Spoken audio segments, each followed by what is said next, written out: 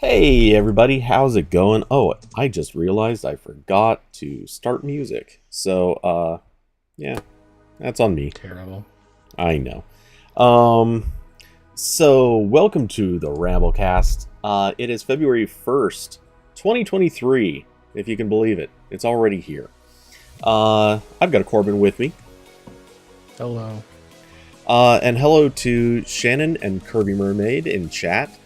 Shannon, I know you know this channel pretty much for gaming content, but middle of the week we do roll out the podcast style material. So strap in if that's something you're up for. Let's see. And Corbin, poor guy, is only with us for an hour today, or so he says. Yes. Yeah. Maybe a tiny bit more because I got one thing out of the way that I had to do later tonight. So, but probably not by a lot because I need to still run to Target and they close at like 9, I think. We'll see. Indeed. So, let's see. Corbin's got to play the Xbox. That's exactly it. Like, this is 100% about ditching out and doing some Xbox gaming. As soon as I'm done with Target and getting dinner, I will be playing the Xbox. That is a fact. Whereas, as soon as I'm done with this, I will be playing with Xcode. Ooh. I'm not sure which of us is in for a better and worse time. Anyway. So, shall we jump into it with what is, I guess, technically the biggest news of the week in our space? The Galaxy S23? Yeah. Samsung had a Unpacked event today. They announced like 3 main things. I think they might. I've seen they've highlighted a couple other things at the event that I haven't dug too deep into, but the main thing is S23 series, which is going to be the the best-selling Android phones this year, and also the Galaxy Book 3 series of laptops, which I might have more thoughts on, even though they're definitely more boring. I don't know. The S23 phones are kind of boring too. Yeah, they are objectively pretty boring. And for the few people who may not have already known or heard the basic reason being, they're the S22, but they like traded a couple parts. That's pretty much all that can be said about them. Yeah. So I guess we can work our way up. Perhaps start with the small guys. Work our way up to the Ultra.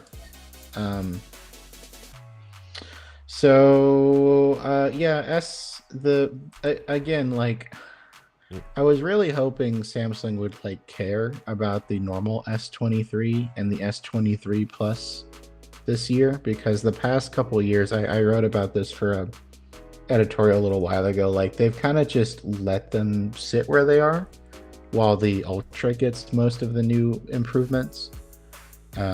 Really, every year they were just slotting in the new chipset and sometimes making them worse. Like, over the past 3 or 4 years, like, the screen resolution's gone down. The battery size on the normal one has decreased, but that's also because they were making it smaller physically. The iPhone strategy.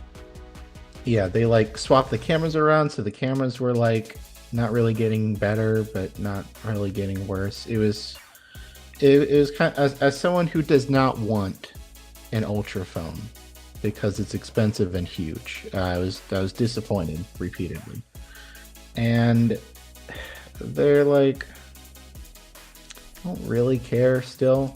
They're still doing the thing where they're like, these aren't even like, they're doing what they did last year, where they're combining them in marketing. So like when you go to Samsung's website, it says S23 and S23 Plus as if they're basically the same, which they are almost the same. they're just, one of them has a what's the screen size? S23 has a 6.1 inch screen, and the S23 has a 6.6 inch screen, but otherwise they're basically the same. They've got the same camera setup, which might be identical to what they had last year. I haven't looked at that closely.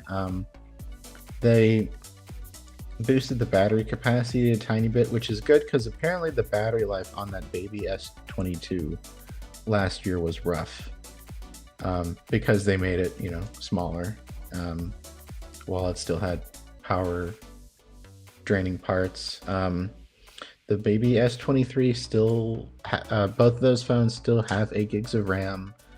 The S23 Plus starts at 256 gigs of storage, but the baby one does not. It's still 128.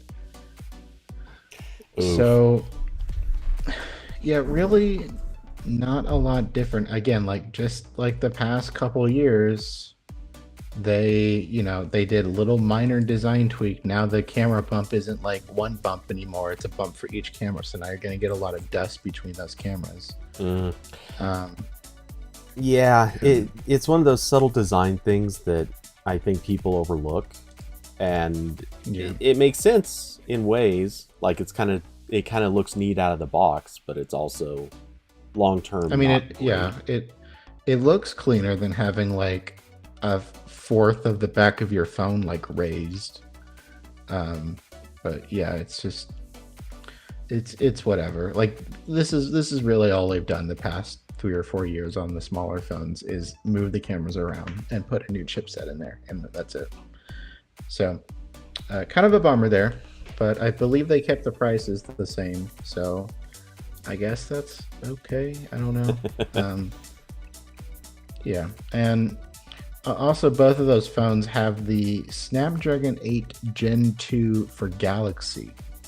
So, and I believe I didn't get 100% confirmation on this. I don't know if anyone did, but Samsung in their embargoed materials made it sound like every phone is getting Snapdragon this year. I don't know that for certain, but they said globally several times in the PDF I read, which I would assume means all of them, but they can twist that in different ways. That could mean globally as in 2 countries around the globe. Yeah, or it's one of those things like, if you know how to order it, maybe you can get it with the Snapdragon, but by default, like most countries will just get an Exynos. Yeah, it's hard to say. Yeah, and I was like rolling my eyes constantly while reading about that Snapdragon chip, because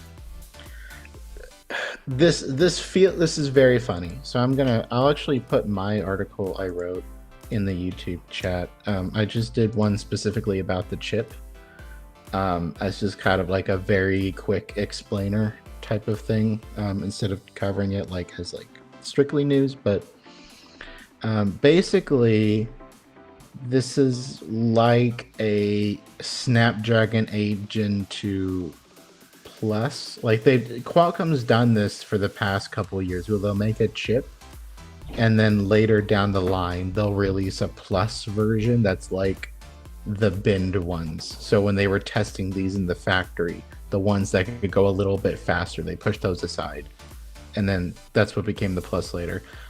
They switched that around last year, where the Plus was actually a completely different process and it was way better. This is closer to like what they were doing before. So again, I'm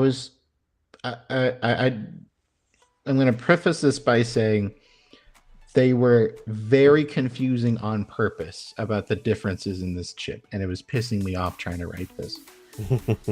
They were conflating a lot of the things they pointed out as cool in this new chipset are things that the normal Snapdragon 8 Gen 2 supports. Like I checked in the spec sheet on their website that they list, and it was half the stuff they mentioned in this thing today. So as far as I can tell, the only difference is between the Snapdragon 8 Gen 2 that's going into like every Android phone this year and the special Gen 2 for Galaxy is that the main CPU core runs at 3.36 gigahertz compared to the Gen 2, which is 3.2. So the CPU, they made it a whole 160 megahertz faster. Nice. Yeah. And like putting aside the fact that your phone never runs that at the max speed anyway, like really not even like in gaming a lot of the time. So that doesn't really matter. And then they also made the GPU better. I don't have exact numbers on how they made it better there. I think some stuff leaked, but I was trying to base it on what they were saying explicitly.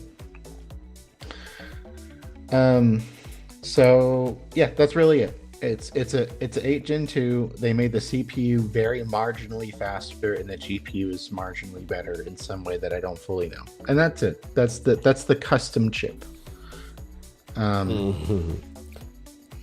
So it is possible that there are other things that they also did besides just CPU and GPU, kind of like what Google has done with Tensor. Though you'd think that if that were the case, they'd probably be talking it up a lot more.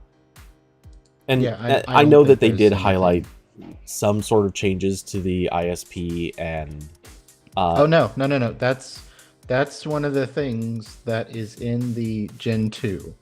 I checked that, like in their press release, they did highlight this cognitive ISP that improves images. That is in the normal chip, but I think it's optional. Oh, okay. So Samsung decided to use it here, but like it technically is on the other one. So that's what I mean. Like they were being really confusing on purpose. It was really annoying trying to write this yesterday. It's like, come on, guys, get it. Like I really don't like it. Anyway, so that's really fun. That's the chip that's going in all the S23 phones is the 8 Gen 2, but very marginally slightly better in ways you probably won't notice. I noticed one thing that's kind of, I find a little bit funny on the S23, S23 Plus page on Samsung's site. If you scroll far enough down, you get to the frequently asked questions where it actually has, like the very first one, how are the S23 and S23 Plus different from the S22 and S22 Plus? And it is a really short paragraph. They mentioned the batteries, or battery capacity. They mentioned night selfies, low light videos that they say are clear, but you know, it's just a relatively small resolution bump.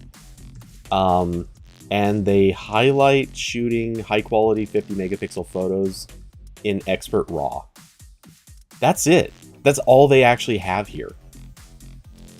Yeah. That's not a hell of a list. You'd think they would just have more to say. Yeah, it's again like they kind of forgot about those phones again. And then there's the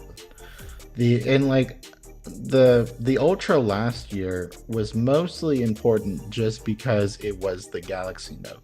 Like we'd gone a whole like year and a half without a new Galaxy Note, and that was it. Like it looked like a Galaxy Note. It had the S Pen, but it had new chips and everything. So in comparison, the S23 Ultra is also a pretty minor upgrade. It's got the same Galaxy Note design where it's like boxy but like rounded on the edges, and it's got a big 6.8 inch screen. It's got the S Pen. It again starts at 256 gigabytes, that's fine, but I kind of feel like if you're paying how much for that phone, how much is it? It's a lot of money, right? Let me go to the pre-order. Let's see. The Ultra starts at $1,200. Yeah, that's a lot of money. Okay, it is a lot of money, but to be fair, if you're already in the Samsung ecosystem, there's going to be some kind of a trade-in. But the trade-ins are worse this year. Yeah, I'm not surprised by that, but I imagine they're still decent. Yeah. Because, I mean, but Samsung has made some incredible, like, borderline stupid trade-in offers in the past. So, you know, not as good as past offers is not necessarily bad. But I have not looked at what the trade-ins are, so I don't know if they're actually good either. yeah, they're definitely worse this year, but also like Apple's trade-ins are worse. I think maybe the days of like subsidizing customer growth with like insane trade-ins might be coming to a close. I'm not sure, but um, yeah, it's like there's the S23 Ultra again. They made the cameras a little bit better. It's now got a 200 megapixel sensor, but I'll have to probably have to wait for reviews to see like how much of a difference that actually makes, because by default it's still binning the images down to manageable sizes, or else trying to send cute picture of your dog to your family on an upload. It's going to take a couple minutes on that 200 megapixel raw image, but I'm pretty sure they don't even allow you to take full 200 megapixel. They said you can. It's probably only in the Expert RAW app, and yeah, it might be. I'm not sure. Yeah, and I'm pretty if it's anything like any other company where they have a mode that lets you take the full resolution image, it's a thing where you have to you have to be in their special app or special mode. You have to go from the normal camera profile to a special mode within that. And yeah, it's like every possible step of intentionality has to go into taking the full res image. And even then, you might not actually get it. Yeah. So on the S23's page, they say we nearly doubled the resolution on the wide-angle camera, delivering images so clear you can zoom way in to find hidden masterpieces.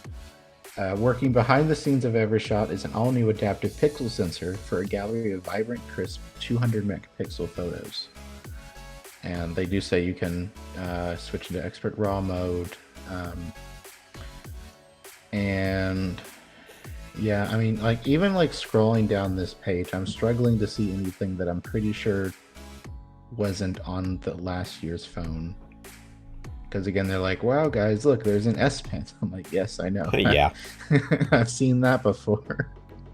Yeah, this feels like, it's unfair in a way to be too critical of this, because, I mean, Apple made a specific point of releasing the S updates. They were famously just, hey, here's the phone we made last year, but, well, we improved a few things.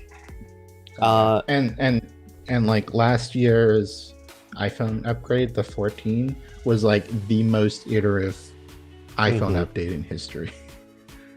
Like it was just the Pro that really had anything changes, and it was just that they made the camera whole different. Yeah. So, it's not like this is a harsh thing to be saying about them or an unfair comparison. It's just, it is what it is. There's only so much that companies are necessarily going to be able to come out with before they hit this wall, and they kind of have to just release relatively boring updates. That being said, I'm going to take a quick moment just to call out the rant I had last week, because seriously, this is exactly why companies should not be firing people right now. They should be hiring people, because the last thing you want to do is release products saying, yeah, well, we made them marginally better year over year. You want to be able to, when all of your competitors are saying, yeah, we did marginal changes, you want to be the company who's like, yeah, those guys sat on their asses.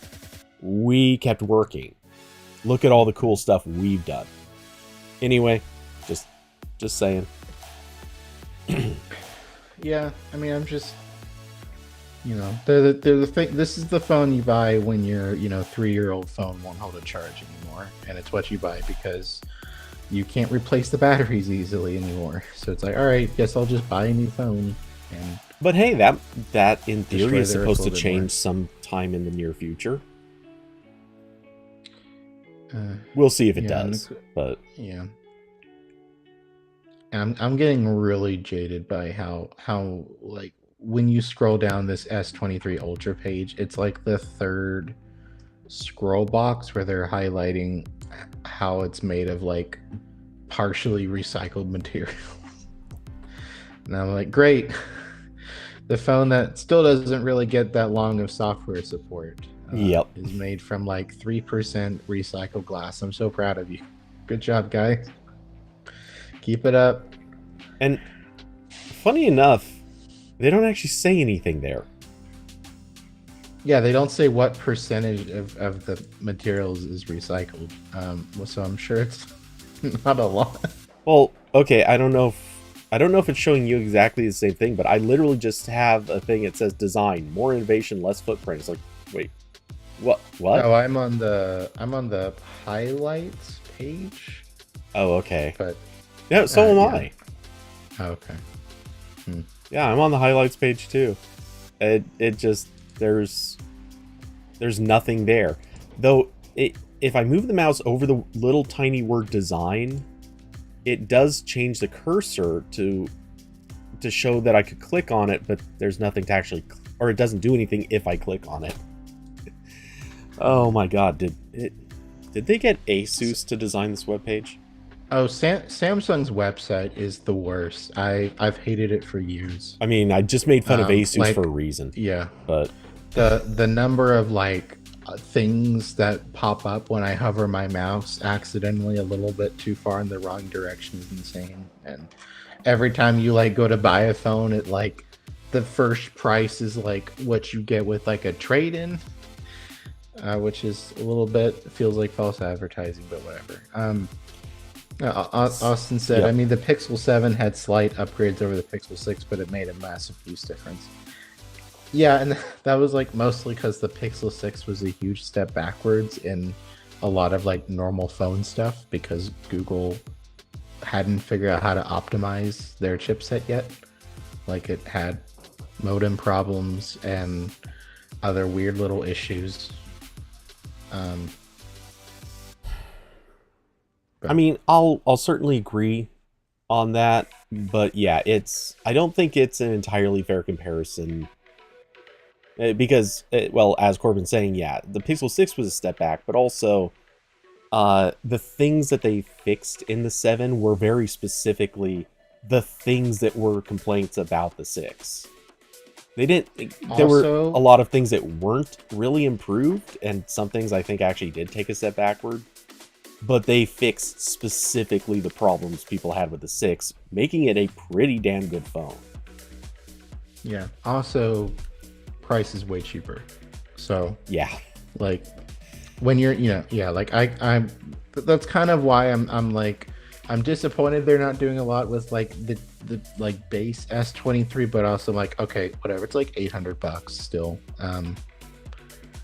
But the Pixel 7 is even lower than that. Yeah. So, and I'm like, okay, you make a great phone for that price, sure, good job. And all things considered, I think just if we're doing, I don't want to say value comparison because that's too easy of a mark, but I think going beyond that to like how good of a phone is it? Comparing a Pixel 6 versus an S23, like the baby S23, honestly, like to me that is a no-brainer. I would choose the Pixel 6 any day. And both for price and like even if they were the same price, I'd still pick the Pixel 7. I would still go Pixel 7 just because like better software experience. At that point you're talking about pretty comparable hardware. Yeah. So that's the phones. Also, just as a side note, the colors that Samsung put this phone out in, just gonna say, like, fine, they have black and white, but almost their lavender just looks like a weird sort of pink, almost not quite rose gold, but it certainly goes into that sort of direction. It just doesn't come across as lavender. They have a green, which I mean, that's like dyeing plant green. Um, and then if you checked the regular S23 and S23 Plus, the colors for that are, let's get back up to that part of the page. I know one was olive, which honestly is just, it is grotesque. So they have what appears to be the same lavender. They have, of course, oh, they don't have white. They have cream. Actually, the cream looks fine. Of course, they have a black. And then, oh wait, Yeah, are they not calling this olive? I saw somewhere olive was written. Anyway, yeah, these are not great colors. Outside of the, you know, your typical neutral colors. And the lavender's fine, but it just isn't much. The green is just bad. It's really bad. the cream. I mean, the cream is just the color of my walls in my apartment. That's barely a color. Yeah. And I really don't like how that, whatever that bright green color is with the silver bezel, that just looks like an ugly D brand skin. But their exclusive colors are better. They have a red one, and I guess the baby blue isn't too bad either. But yeah, these are just, I get the impression, and this sounds like a weird thing to say, but I get the impression Samsung might not want people to buy the S23, like any of them. They're putting it out because they feel obligated this year to put out an S23. But it just does not seem like they want people on this model. yeah, I'm sure the profit margins are better on the Ultra, even though it's got better hardware. Again, yeah, it's just the normal phones are the same boring thing, and I'm a little bit annoyed. Because also no one else really wants to make a good small-ish phone. They're not even really small, but like, you know, yeah, something where I'm not carrying basically a Nexus 7 with me in my pocket. That seems to be a really hard ask these days in the Android world. I know, right? So yeah. So anyway, my plans to, you know, send positive vibes towards Apple to make a USB-C iPhone 15. I might go that route if that happens later this year. In the meantime, I will enjoy my Touch ID on my little SE here. They also released a Galaxy Book 3 series, which is like, I was trying to write this article and it was infuriating. It took me like 3 or 4 hours to write in total, because I was just really confused by how they were describing these. So basically, the Galaxy Book series is like Samsung's premium laptops. Like, think like MacBook and MacBook Pro and like Dell XPS 13, like that kind of, you know, over $1,000 price segment for laptops. And they've like always been like kind of okay, is my understanding. Like they're kind of there. They've got the, you know, because they're Samsung and they can make them for cheaply. You know, they've always had like OLED screens. And they showed off 4 models, which hurts my head. Oh, I see. I didn't even know there was 4. I thought there was 3. There's the naming on these. They called one of these the Galaxy Book 3 Pro 360. That's a 2015 Samsung naming scheme if I've ever seen it. Yeah, it's real bad. But they have 4 laptops. 2 of them are normal laptops. The other 2 are 2-in-1 convertibles that flip around, and they have styluses, so they're vaguely like a Note. Um, the if you can call it base model, what frustrates me also about this is that they don't really have like a, like at least Apple's lineup now, they have the M1 Air that's like $800 most of the time, and then the M2 Air, I believe MSRP is 1,200, but it's been on sale for like 1,100 or even $1,000. But their cheapest one here is $1,300, which is the Galaxy Book 3. Oh, see, I might have to fix one of my articles later, but yeah. So they've got a normal laptop that's $1,300, and it starts at 13th gen Core i7. What? They told me it would have Core i5 or i7, but I guess they're only selling the i7s here. I really hate Samsung's press stuff. Yeah, I'm upset at them. Yeah, There's I'm seeing that in their here. spec comparison, and they do not mention an i5 in any of these. Okay, so I guess it's other countries that get that with an i5. Oh, that makes sense. Yeah, but so they've got two normal laptops. They've got two that are convertible models. The normal ones are just like, they've got 13th gen Intel chips, which is where Intel's really going hard on the divide between, like, they're trying to do like the ARM big little thing, where they've got some cores that are performance cores and some that are energy efficient cores, and it's supposed to switch things around. Based on what I've read, it seems like Intel hasn't really figured that out yet, or there's not the software yet that really knows how to handle that. Because, like, the entire trend in the PC world for the past 10 years was splitting up your workloads across all available cores. Yeah. So now that has to be unlearned by popular software. And I'm gonna assume a lot of stuff doesn't know how to do that yet.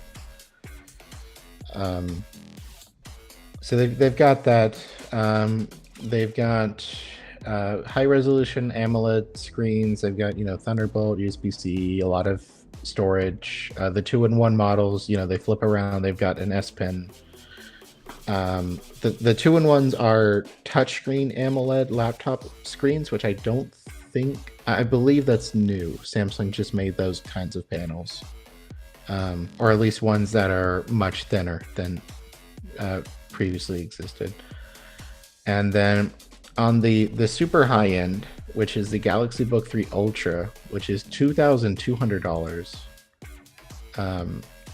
has a NVIDIA graphics card in it, but it's like one of the, it's RTX 4050 or 4070.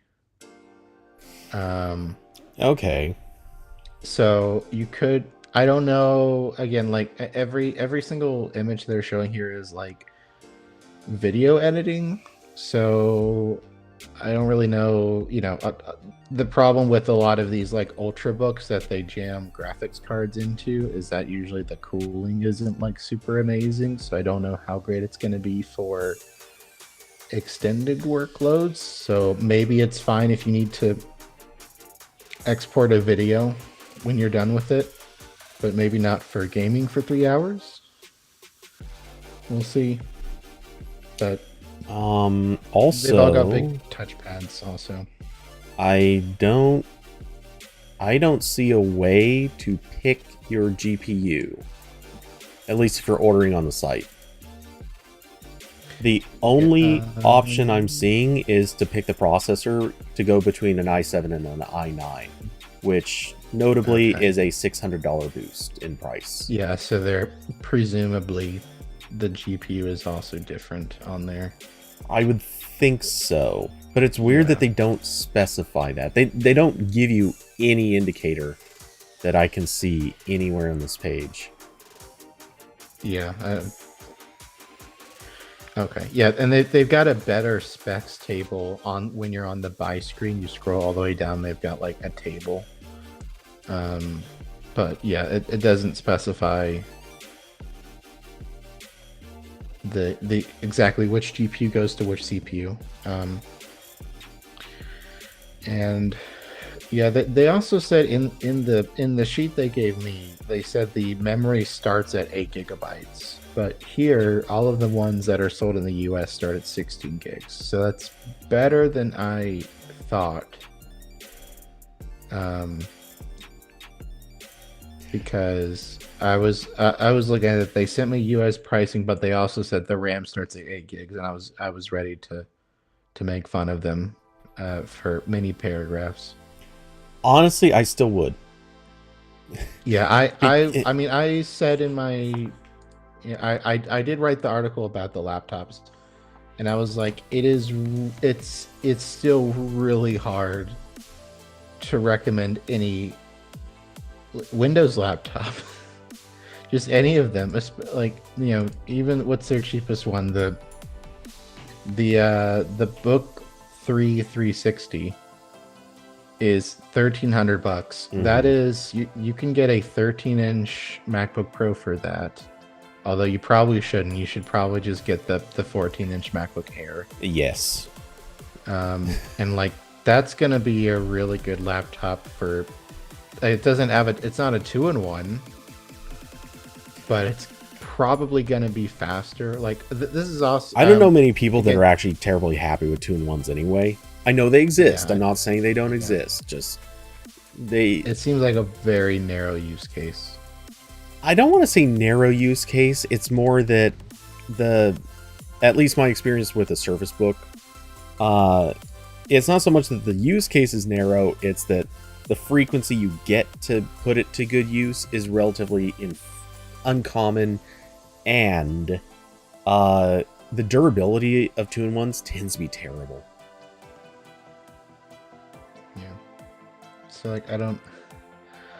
like, I don't really know how many people are going to be cross-shopping like a spec'd up MacBook Pro and that $2,200 Galaxy Book 3 Ultra.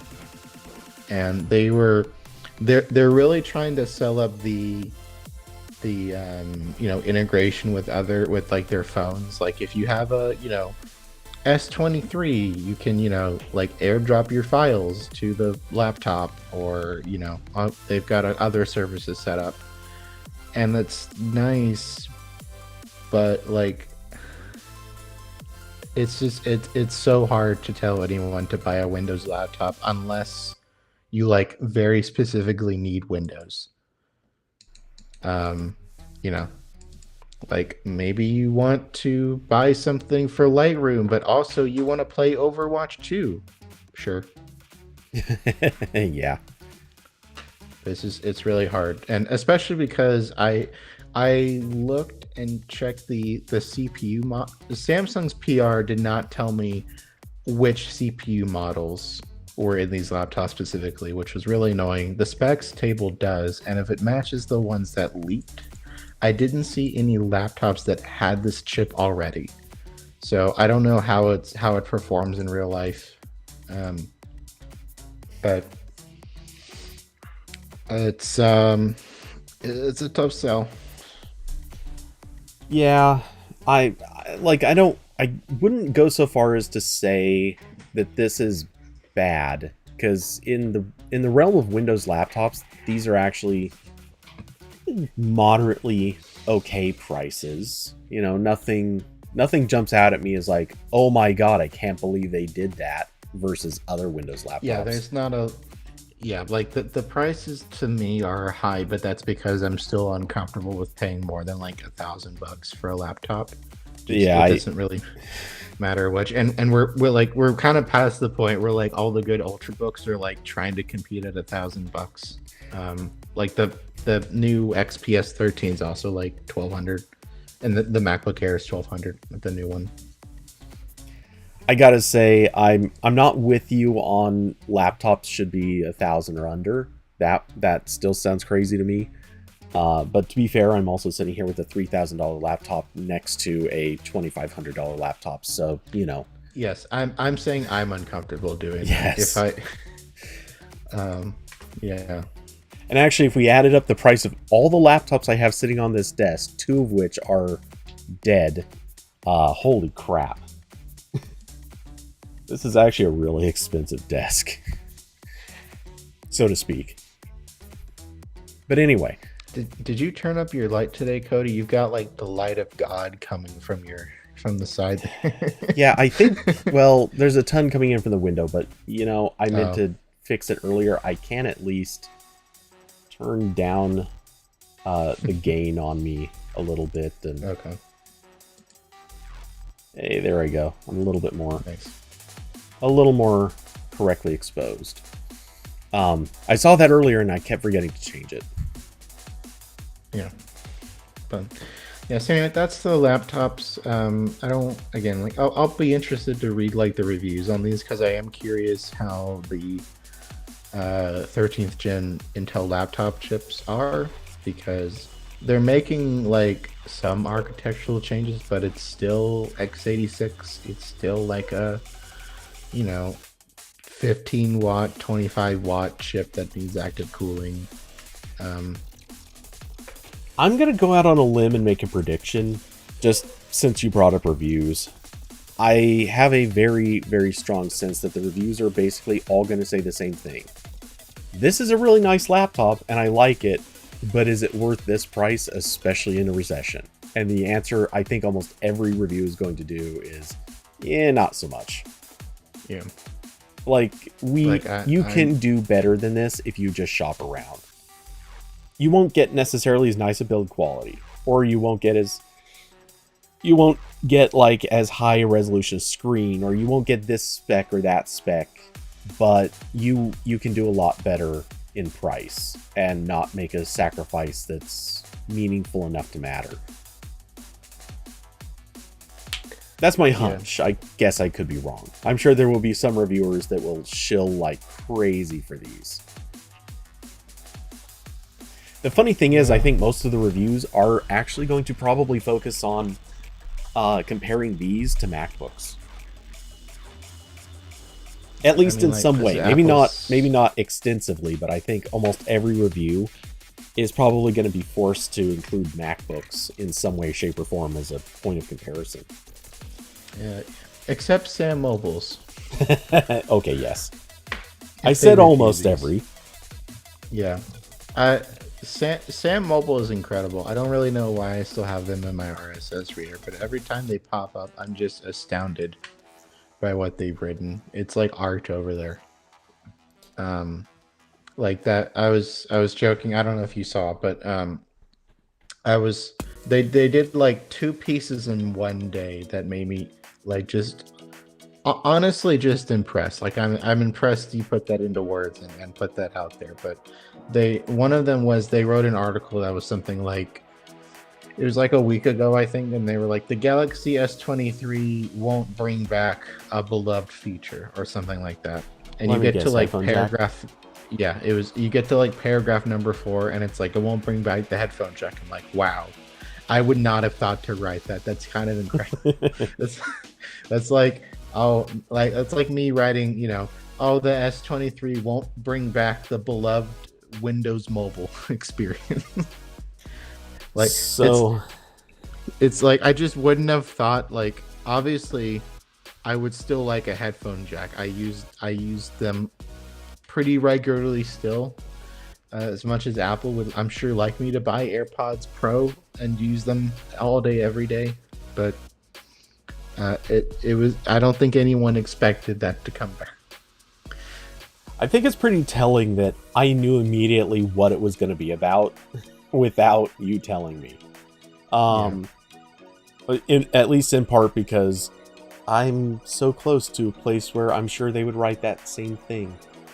But yeah, it honestly, like, headphone jack fans are also kind of like Google Reader fans. It doesn't matter how much time passes, they'll never let it go. It's true, I will not. Neither will I. Honestly, again, like, going back to the, like, yeah, I mean, like, going back to the discussion of, like, these updates being iterative because like there's not a whole lot they can do. They could totally slap a headphone jack back on there. They won't, but that is something they could do that would make them better than the last phone. Yeah. And while they're at it, they can bring back that micro SD card slot. Because you know what? Having like all of my pirated movies on my phone with me at all times, that's pretty cool. Just gonna throw that out there, Samsung. So, on the point, I just saw Austin say, "Wait, so they didn't launch the Bixby speaker?" Yeah. Sadly, not. We're still waiting on that one. Yeah, I chuckled about that too, but I didn't want to interrupt. But speaking of micro SD slots, and apparently this isn't new. They already had this, but I guess on the Galaxy Book series, they are micro SD expandable, which is something I have not seen in laptops per se. Specifically, micro SD expandable. Or sorry, micro SD expandable. Oh my god, micro XD would be so amazing. I mean, they're just being a micro SD card slot. Yeah, and I get that. I'm sure it's not like truly quote unquote expandable in the way that we think of it as on like phones. But still, you know, I feel like I'm not used to seeing a micro SD slot in a laptop. I'm really only used to seeing SD slots. I think that's your Apple. That's your Apple ecosystem experience. I've seen those on a lot of PC laptops. That I know like yeah, I have one on my like 2018 XPS 13. In my mind, like, because I've seen so many Windows laptops even recently where that is it, everybody does regular SD slots because people are just expected to carry around the micro SD to SD card adapter. Like, that's just kind of the normal thing. Really? You're telling me that most of them have moved to micro? A lot of them, I think it was mostly, I think it started off as like a size thing. Like, we're making the Ultrabooks too thin. We need to make the card reader smaller. And most people are doing micro SD anyway. But yeah, I mean, they're on a lot of PC laptops. I know it became like really a thing with like Chromebooks. I don't know why, but I guess just like when Google was making all of the like Chromebook hardware platforms, they just put only micro SD on all of them. So there's a lot of Chromebooks that only have a micro SD card slot. Which is like, I guess that's weird, but also like if I'm thinking like what is a normal person going to get the most use from, and like they're probably gonna use micro SD more because that's like probably what, like, you know, they're maybe taking files off their Switch or something, or they're, you know, getting the SD card out of their dash cam, which is probably micro SD. But so I will take your word for it, and Austin's, as it were. It's funny because I can think of so many people who would be yelling and screaming, "No, please just give us the SD, like the full size SD. We don't want micro." I seem to remember MKBHD being one of those. Records all games to the... Oh yeah, classic. Austin's bringing the humor to the chat today. But yeah, so that's the laptops. They're just kind of, I don't know. They're there. I was kind of interested in, there was rumors that they were going to show off the Galaxy Book 2 Go for like an international release, which has already soft launched in I think France, and that's like a Snapdragon laptop. So I would have been interested in that just because like it's different. It's not. I know it's not going to be a good laptop because Snapdragon can't do that yet. But you know, would have been. I'm still. What also frustrates me is it seems like from a lot of the reviews, a lot of the existing Snapdragon Windows laptops have like battery lives that are comparable to a Windows, like a x86 Windows laptop. I'm like, what's the point? What are you doing? Yeah. Why are we here? And I Well, don't know if that's because like they're putting. I know a lot of these laptops are like 11 inches or whatever. But some of them are also like 13 inches. So I don't know. Are they making the batteries smaller because they can and just leveling out the battery life difference, or is it just because so much stuff still needs to run in emulation? I don't know. well, yeah, I certainly am not going to try to guess on that, but I will say in not exactly defense of this, but sort of an argument where it's necessary. You do it, even if the hardware is not going to be good for it, it's not a bad thing to put it out there so that at least developers have something that they can start working on. I know it is a narrow argument to be making there, but you Yeah, I know, mean, like I still really want to try a Snapdragon Windows laptop just to like see what's going on over there. Maybe it's bad. I'm sure it is bad, but I still really want to try it because that's we're moving in the ARM direction. you just want And to see it's how much gonna software won't work. yes. I mean, like I've been shocked by how well Windows 11 and Parallels on my MacBook runs, which is ARM Windows. It's more power than you're going to get from a Snapdragon laptop, and I'm like, I really didn't expect the emulation to be this good. Yeah. And I know a lot of that is brute forcing, but also like Microsoft seems to have done a pretty good job with the compatibility layer at this point. Um, and also like very slowly, the more apps are native. It's still very slow, but it's happening. Yeah. And Chrome and Edge are ARM native, and you're spending most of your time on Chrome anyway, so it's all good. Well, yeah. So I will say, I think we've seen Apple be in this position where, well, Apple plus Parallels plus a couple of other companies like VMware. We've seen them living in this world of having to kind of always balance a fence.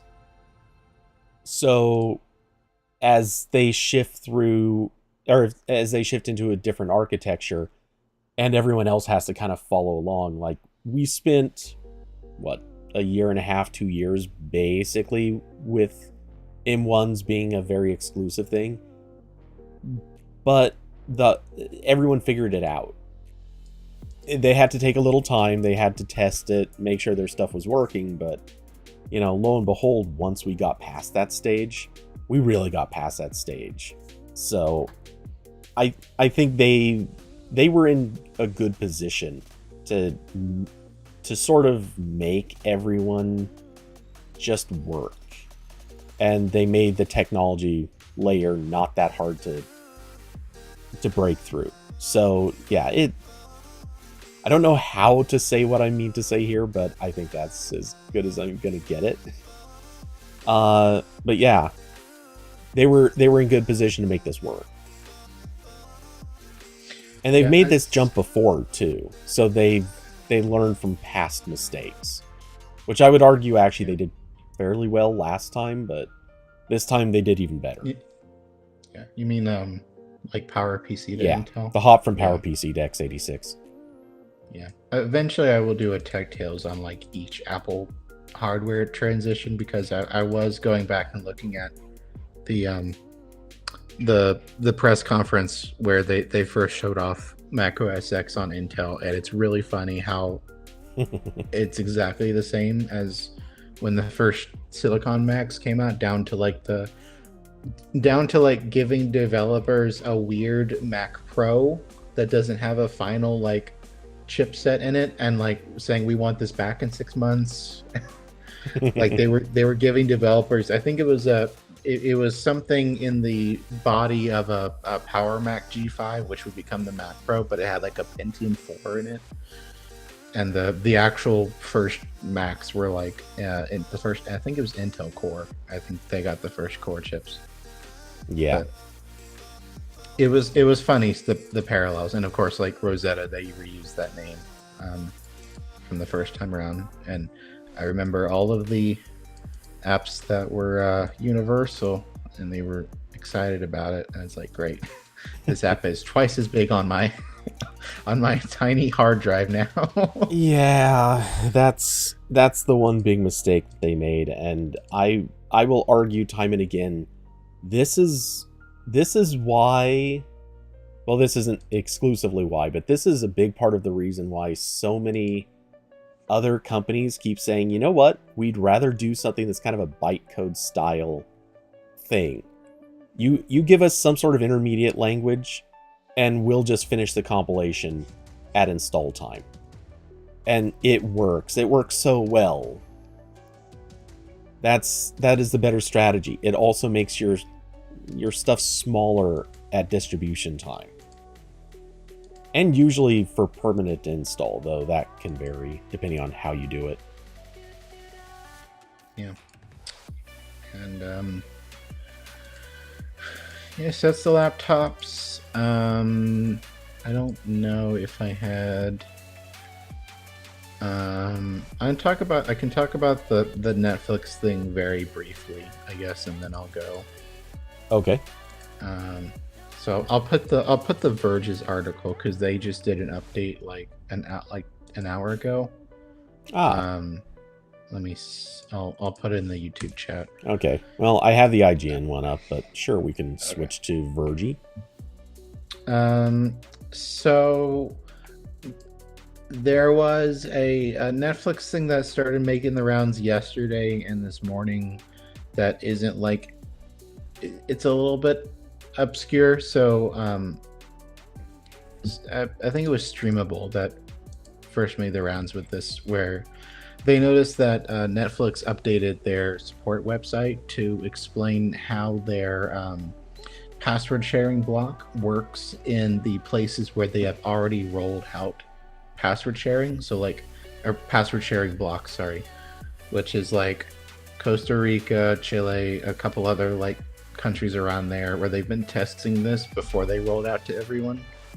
And it's interesting, but also Netflix, the Verge asked Netflix about this, and they said that like, this is how it works in those regions, but it might not be like 100% how it works when it shows up in the US and like globally. So little bit, asterisk here, like this, you don't need to like 100% freak out yet, but it's like the direction they're going, and I feel like they're probably not going to be that different here, but we'll see.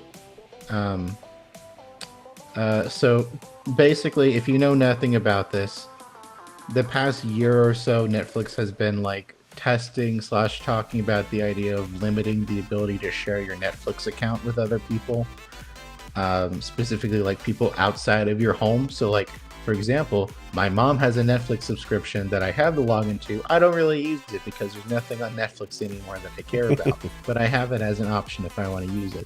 Netflix doesn't want people to do that. They want you to have your own subscription so they get more money. The way this is working right now in like Costa Rica and these places is that Netflix tries to determine what your primary location is.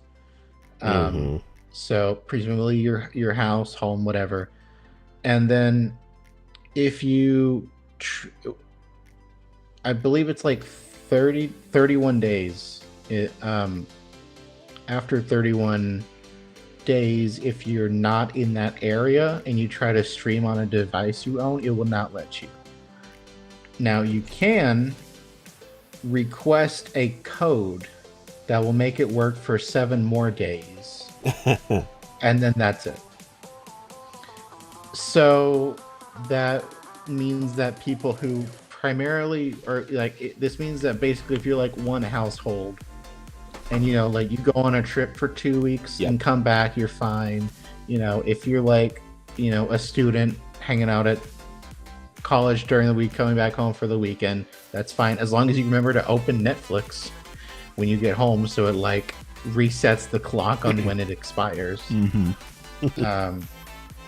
Other stuff, but like there's a lot of other use cases where like this just completely breaks Netflix. Like maybe you're someone who's traveling a lot for work and maybe just doesn't go home once a month. Like, oh, too bad. Or maybe you're someone who lives in an RV and you just drive around the US having a great time. Probably won't work. It's not clear how often you can reset your like primary location. So right now Netflix has a couple different ways as like a replacement for password sharing, all of which involve giving Netflix more money. So first is this idea that you can set up extra people on your Netflix account. And they said that the pricing for this will be lower than their basic plan, which in the US that's $7 a month. So the idea is that you can set up someone on your Netflix account who gets their own Netflix login and pays less than a normal subscription, but like, there's still that like you're not paying entirely for a new sub. Yeah. And then the other option is you just sign up for the Netflix basic plan with ads, and that's what you use. So that's not great. And it again, like this really just seems like if market capitalism striking again, where Netflix has just grown to such a level that there really isn't many more people they can get to sign up for Netflix.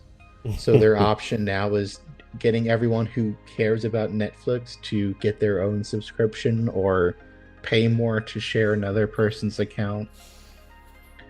And they're doing the calculus that the money they'll get from these extra subscriptions will be larger than the people who will just cancel, because they're like, someone who maybe doesn't use Netflix. Like, I know there's probably a lot of cases where someone is paying for Netflix for like a family group or a group of friends, and like each individual person doesn't really use it that often. So like those people will probably just cancel. Yeah. So they're doing that calculus that like they'll make more money in the end, but in the meantime they're gonna make people angry after they've made them angry when they raise prices. Like I think a year ago, they'll probably do it again soon just because they can. So all things considered, for one, I gotta say, like, legitimately, if you take it on a very objective perspective, it is fair to say like a company does have to make its money. And yeah, it's not exactly fair for people to sort of share their Netflix passwords around to anyone and everyone they like. That is problematic. That's right. That's there's perfectly valid. There's not a constitutional right to share Netflix. Yeah, and this is stuff. This is like optional. It is an entertainment thing, not like you're not missing news. You're not. This has nothing to do with being able to eat that month. This is whether or not you're watching a TV show or a movie. So, it's perfectly fair to say that they have a right to ask for this. That being said, I think they probably have already taken so much bad press related to password, like trying to cut off password sharing. At this stage, everyone already knew this was coming in some way, shape, or form. Yeah. Well, I mean, it's been live in other countries for a while now, so yeah. Yeah. So, and, to your point, they did the math. Like, I'm sure they already were looking at streaming stats and recognizing, oh, here's someone who's obviously borrowing someone else's password. What are the statistics on these people? Like, how much are we really going to lose if those people aren't sharing the passwords, and how many people are really going to likely cancel? And I'm sure their numbers just bear it out. Like, they have to have figured they stand to gain probably a very tiny percentage of people. I mean, just realistically, I bet they don't gain very many. But they're going to gain a few, and the number of people who are likely to actually cancel in some sort of outrage is probably very small. The one caveat to that, I kind of wonder how much it's going to end up being like someone's family is paying for Netflix. And, the example I'm going to just use is like a college student. How many instances is like the family of the college student is paying for it? The college student is the one that watches it most. And then when this happens, the family that occasionally watches it is then cut off because the college student is the one using it all the time. How often is the family going to be like, well, we're not happy about this. How much do you really need Netflix? Hey, little Johnny, can you do without Netflix? Yeah, let's just get rid of it. I have a feeling there will be some share of those people. And that won't turn out great for them. Yeah, and again, like they could do something totally different in the US. We don't know. It just seems really likely that they'll keep this sort of the system they have in place for other countries here. So we don't know. And they told The Verge as much. They said, as you may remember, we rolled out Extra Member, which is the thing where you can like add a person for a small fee, in Chile, Costa Rica, and Peru back in March. But the US and other countries don't have it. The only thing we've confirmed so far is that in our earnings on January 19th, that later in Q1, we will expect to start rolling out paid sharing more broadly. So, don't know if that means US. They could roll out paid sharing in Mexico. I don't know. But this is the direction they're going. So it's going to happen eventually. Yeah. And like I think everyone's going to try this who still has a streaming service in like 2 to 3 years. Yeah. Because like Netflix is only doing this because they were the first to this. They've hit the max. They've hit the market peak already. That's why their stock tumbled. Like I don't know if it was, I think it was like Q2 last year or Q3 when they had their first loss in like 10 years, which was mostly because they had to stop operating in Russia, but also because of other things. Yeah. Well, so it didn't help that they had to kind of keep admitting that they weren't really making much money. For as successful as Netflix has been, they've never been particularly profitable. Yeah, and so it's a combination of like they've hit peak users. They're making a lot of the users angry because they keep canceling things people like, and also they keep raising prices. So I'm sure that they've done the math on, they expect that this will be a net positive for them. But also, it seems like there's like a perception issue that this is adding on top of, where it's like people are already frustrated, like, great, I pay $18 for this if I have the super premium plan. Now you want me to pay, $2 because, little Johnny is off at college for 3 months and wants to keep using it. It just seems like, especially like when all the shows keep getting like one season. Yeah. Which brings up a point I've made plenty of times. Netflix, if they're smart, they got to start doing like year-round series, or not series, but shows that are timely and just are going to come out like every week or every day. It is a much better strategy to keep people in. I remember them trying that for a while. And also Hulu kind of does that, but it's really only because Disney is putting a lot of their like ABC stuff on there. Like they'll do like some like ABC news stuff in like combination with Hulu. And also NPC Universal still has a minority stake in Hulu, and they put a lot of their stuff on there still, which is live. Like I've seen when I open Hulu a couple times, they're like, hey, the NBC Nightly News is on. But yeah, and there is someone did notice that Netflix is continuing to test live content. So that's probably going to happen at some point.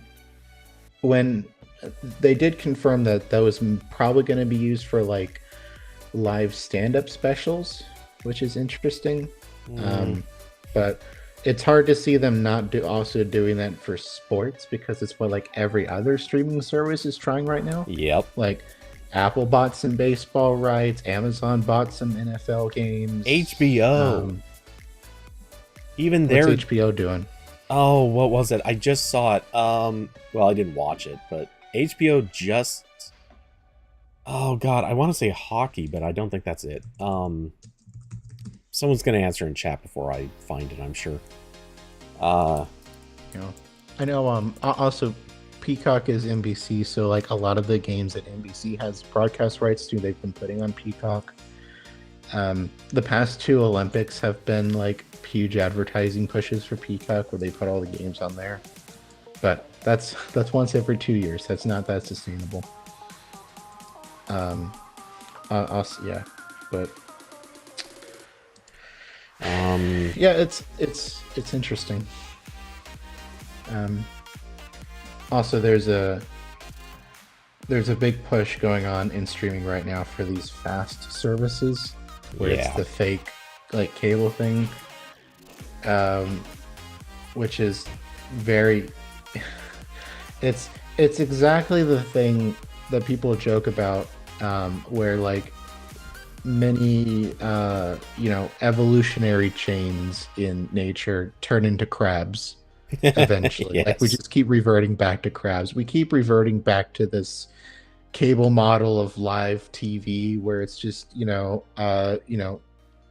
American Pickers on a loop with commercials every 15 minutes. We reverted back to that again, where like HBO, they just took off Westworld from HBO now, but now that will be a channel on like Roku channel and Pluto and those places, where it'll just be on a loop with ads. It's like the worst possible way to do that. But it'll be free, which better than cable, right?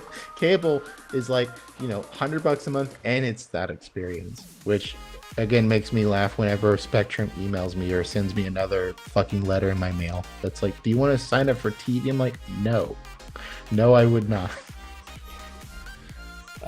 Yeah, no, I feel like the fast services are one of those things that's just invariably going to always be bad, but they're going to keep pushing it because it is such an easily licensed model, and it's the thing that's been around for so long. Everyone knows how to do it, so they're just going to keep shoving it down people's throats. Yeah, I will say I like I've used Pluto TV a little bit, but mostly at times when like the same times I would use it for like broadcast TV, where it's like okay, I'll watch this and just like half pay attention to it while I'm doing something else to keep the thoughts out. I'll do that.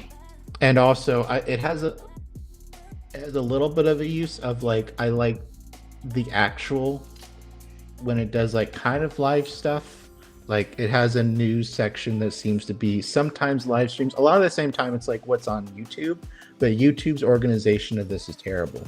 Yeah. So there is a little bit of value in that, but that's not where I would choose to go first to like sit down and watch something with 100% of my brain. Well, certainly not. To tell the truth, I wouldn't want to go to any of these things to even watch the thing that they're trying to hype up or show. Like, I wouldn't want to watch Westworld where I can't like pause it or back up and rewatch 10 minutes ago or something like that, because Westworld in particular is one of those shows where you really got to do that. If your brain shuts off or you have to go to the bathroom for 15 minutes and you come back and like you missed 15 minutes of American Pickers, you're fine. You didn't miss anything. Yeah. You know what happened. They went to the house, they found some old crap. Is that what the show's about? I've honestly never seen it. Yeah. Anyway, yeah, there's that, but also not being able to necessarily rely on being able to see the episode you want to see when you want to see it. Like, look, this is how TV worked for decades, so I get it. Like, this isn't a new concept, but it's also a very terrible implementation that we don't have to do anymore. Right, and we've evolved beyond the need for this. Yeah, and we don't have to go back to crab this time. Yes. So yeah, I feel like this is ultimately kind of a doomed experiment. It's gonna do moderately well with some audiences who need stuff to be cheap or free, but I think it's gonna be terrible and mostly not that profitable in the end. That being said, I also think about my aunt. My aunt was absolutely one of those people. One of her biggest complaints about Netflix, and I wish I was kidding, I can't believe this is true. One of her biggest complaints about Netflix is that she couldn't just turn it on and start something playing. She didn't care what it was. She just wanted to be able to turn it on like a normal TV cable channel and just have things on. And then she would want to channel surf for 15-20 minutes. And then I guess maybe leave the TV on. I never figured out what came after this, but I'm assuming she must have left the TV on and proceeded to just go do other things. Or maybe she didn't. Maybe she just wanted the experience of channel surfing. And Netflix never really indulged that particular bad habit. I do like part of that, which is I think all streaming services should have a button where you go to a TV show and you give me a random episode of this TV show. I would use that a lot if that was on everything. I've seen that. I think Netflix might have it, but I'm not sure. But I would like to see how that would be implemented, because I can see it working phenomenally well in some scenarios where, like, I want some exposure to a bunch of random stuff because maybe I want to watch this someday.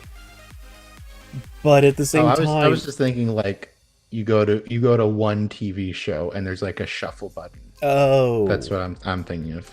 Okay, I guess I kind of get Seinfeld. That. Like, just give me a random Seinfeld. I don't care. I don't want to scroll through each season and pick a Seinfeld episode at random. Yeah.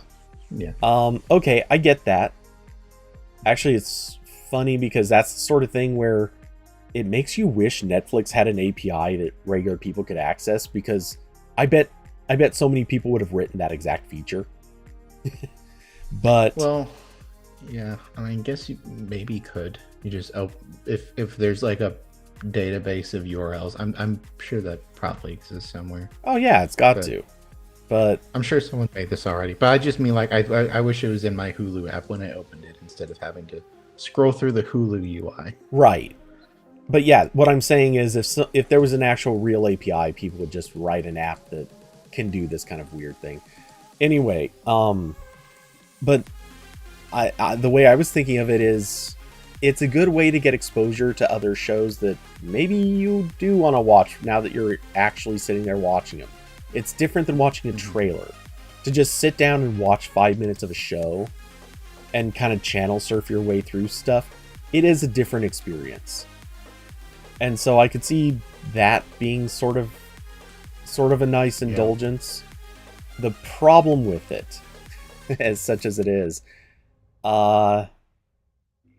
with the kinds of shows some of these streaming networks do, that wouldn't work out super well. Can you imagine being dropped into the middle of a season, the season of Andor? Being dropped into the middle of Andor would just not work.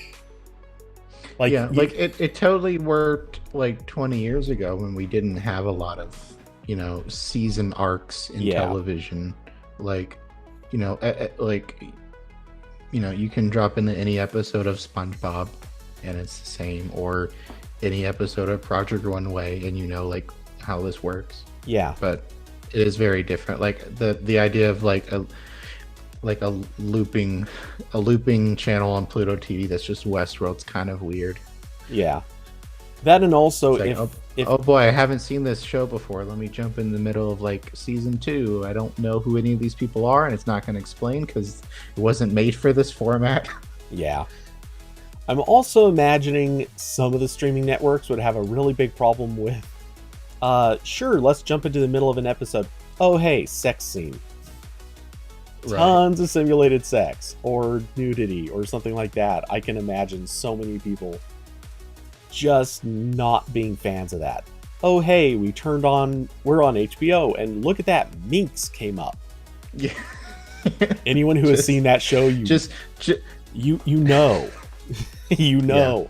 You let your kid use you let your kid use Pluto TV because it's got all the kids channels, and then they scroll over to Westworld, and it's the scene where they get to the really raunchy like strip club thing, where there's just like 30 minutes of just sex in like the background of the screen. Yeah. So yeah, I could see a couple of problems with a feature like this. Which is why I said at the beginning, I'd love to see how this would be implemented, because certain shows you would just not want to pop up in a channel surfing style experience. Other shows, yeah, totally okay, go for it. Yeah, it's interesting to watch this shift. I'm really interested in what happens in the next like 1 to 2 years, like how this fast stuff works out, and how the purging of content from streaming services turns out, because HBO is still doing that. And I saw HBO claims that they're not done, but they're done with all the big purges. Yeah. And just today, Engadget published an article mentioning some stuff that Paramount Plus is pulling, and I've never heard of any of these shows because it's Paramount Plus, but they did accept the Twilight Zone reboot, which I think only had 1 or 2 seasons. That's been nuked. So that's kind of weird. So that's probably going to be some of that. And also there's like the underlying thing, as with like many parts of capitalism, where you look under, it's like, oh, wait a minute, all of these are losing a ton of money, and this probably can't keep going on forever, because like Paramount Plus is definitely not profitable. Peacock, NBC just said Peacock loses like I don't know if it's 3 million or 3 billion a year, but it's a lot of money. I was just talking about this in another chat. I can find it, I think. Yes, it was. Peacock is expected to hit peak losses of around $3 billion this year, according to the company's earnings report.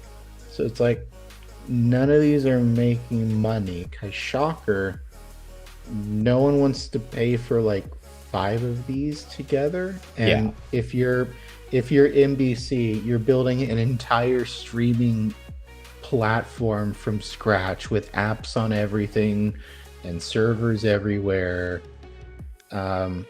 Like Disney didn't even really do this for Disney Plus. They used another company to set up all their infrastructure, which they ended up acquiring. But still. Yeah, well, it's better than paying your bill. Yeah. If you can run up a big bill and then just buy the company you owe, hey, look at that, your bill goes away. Yeah, so there's already a consolidation going on where, who's Showtime again? Was that that's Paramount? Yeah. Paramount just said that they're folding Showtime into Paramount. It's going to be like another tier, so they're not going to have 2 services anymore. And at some point, this year, we already know Discovery Plus and HBO Max are going to merge into some horrifying creature. Mm-hmm. So, we might end up with like, this might just be like consoles or operating systems where there's like 2 choices. You get your Netflix or you're not Netflix, and those are the options. So I don't, and maybe a lot of that will be the live streaming stuff. I don't know. Yeah, so All I know is I that read I Austin's my comment and I want to respond to that, but I'm also thinking of my other thing where honestly I feel like the streaming services we are going to see a lot more consolidation, and I think at a certain point we might even see like multiple companies get together and do another Hulu style thing. yeah, because Except that made a lot of sense. it did. Like Yeah. like just you have one platform, you all partially own it. Like And you don't necessarily that. all need to partially own it. You could do it as Yeah. like kind of a media share deal where uh just for example, I'm just throwing out one random variant of this. You could have something be like uh one person or sorry, one company that has no ownership or stake from any of the other companies out there. Let's just call them Betflix. uh, Betflix would contract with Paramount and HBO, or well, Warner Time Media, and whoever else. Like they contract with them, and they put their shows on this network, and like they charge one fee, and based on what people are watching, the money goes out to the money gets split among the companies based on what the shows are worth or cost or whatever. Like that would be a really good option for some of these. It would be pretty price efficient. They wouldn't have to all run their own thing. And it would be appealing to customers who don't want to maintain lots of different stuff. And then if you build in the right business model, you could even have like uh groupings or tiers that you pay for at times, but not all the time, and blah blah blah. Like there's so I mean, many that's ways that you could operate this. There are lots of business yeah. models that haven't even been tried. People keep asking for a lot of it, but they aren't. No one's trying most of it. Yeah, and Hulu is still kind of like this, but you know, like you said, not really. Like one of the things I really appreciate about Hulu, you know, back a couple of years ago, now it's like not quite as useful, is that you could just add packages to Hulu as if it was like a cable subscription, and you get more stuff to watch. Like right now, I can still add Showtime to my Hulu if I want, and then I get the Showtime stuff in the Hulu app. I don't need to go download an app that's probably much worse on top of my Hulu. It's just all in the same thing. And you know, I think you can still do that with HBO, but now they section off a lot of stuff to where you need to use HBO Max app, which is stupid. But yeah, like I would love that. Like I wanted for years like the industry to create some standard where we can have like one UI, and I just like click a button. It's like, all right, you've authenticated with Netflix. Here's all your Netflix shows, and do that. Like that would also be cool. That's like something they could do. Because like you could get a company where like their main thing is like building the best possible app for this, because like a lot of the streaming apps are garbage because they're not investing in that. Their priority is like making people charge $12 a month to watch The Office. Yeah. So it's been a very, very long time since I've used it, but if I recall, Netflix Player is apparently pretty good. But if anyone's used Amazon's, what the ever-living fuck is going on there? It is horrible. And I don't know, maybe Amazon's Player on Fire TV stuff might be good, but I know they did a big. I know they did a redesign of the UI recently on everything. I don't know if they touched the player at all. Okay. I admit I also have not used that in a long time because I hate it so much. It was such a disaster last time I used it. So, and HBO's Player is okay, but it stands to be a lot better. Frankly, even YouTube's TV Player kind of sucks. It's the Hulu, yeah, and like I Hulu's app I think has always been regarded as like not super great. My issue with Hulu is that on a lot of devices it's just really slow. Like on my on my smart TV. Part of the reason I'm like kind of psyched about that Xbox right there is that it's like a powerful gaming PC and can run Hulu without lagging. I'm guessing. I haven't tried it yet, but Hulu's a laggy mess on that television. Meanwhile, the Disney Plus app is fantastic. That loads like instantly and works great. So yeah, like again, that'd be really nice if they did that. And if they wanted to move to that model, maybe they could reduce the subscription price by $1 or $2 because they wouldn't have to run all of their own infrastructure. Maybe they still run the servers, but they're not making apps on everything that need to be published in 15 different places. Yeah. And do all that testing. Yeah, and that offers so many advantages. Now, granted, it also technically could take away some advantages, but to be fair, honestly, like, if you told any of these companies, guys, listen, I have an idea for you, bear with me, you don't have to pay for your own developers. Oh my god. Like, don't get me wrong, I want more developers working out there, but I don't think it's good when, honestly, they're not making very good apps. So, if the results are going to be pretty bad for most users, how about let's solve that by having a few really good developers work on one thing. This will make everybody happier, and their costs will go down. The costs go down, but then we get into the other, the like part of the reason this is the way it is because the app is the way you like promote more of your content and promote your own contract, and also you're in full control of everything.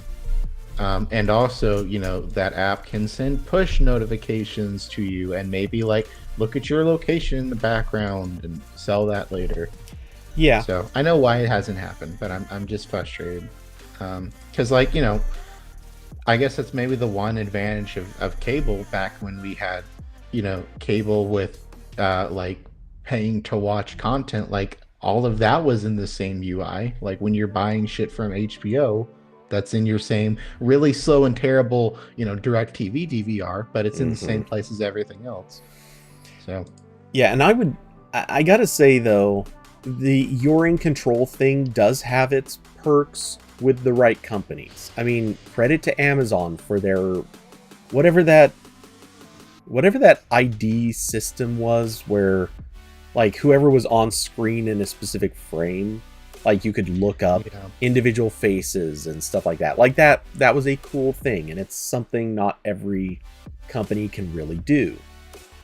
Or not every company. Some of them do actually. Yeah, some of them do actually try with either trying something cool with the UX, like Amazon, or trying something cool with the technology. Netflix seems very big on the technology, like through their whole thing. Like they were really early to like AV1 and other stuff like that. And like also honestly, brought up the show where you could watch episodes in a different order and it all still made sense. It's not that requires a lot of crazy technology, but you do have to change the actual interface to be able to say, oh, for you, I'm going to play this show in this, or this order of shows. And it can randomize and be smart enough to play things in a weird order. It's not a small thing, but, or rather, sorry, it is a relatively small thing, but it's also something no one else has tried doing. And also when Netflix was making like interactive stuff, like when they brought like a I forget what the like click-based adventure Minecraft game was, but they brought that to Netflix, like that kind of thing. Okay. So. Yeah, I was thinking, and I don't remember if this was Netflix or not, but there was that one show that was very closely tied to a video game. Like the events of the show each week were affected by how things played in the game from like the week before. I don't remember. I don't know if this was Netflix. This was somebody. I know it actually happened. I just never watched it. Well,